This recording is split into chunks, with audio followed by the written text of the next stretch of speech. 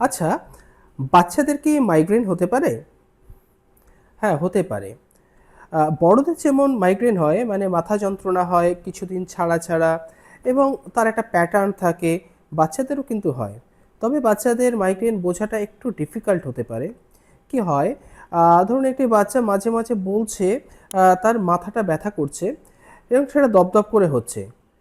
বেশিরভাগ ক্ষেত্রে সে বলতে পারে মাথার দুদিকে হচ্ছে, বড়দের থেকে যেখানে একটু আলাদা হতে পারে, কিংবা কখনো কখনো একদিকেও হচ্ছে।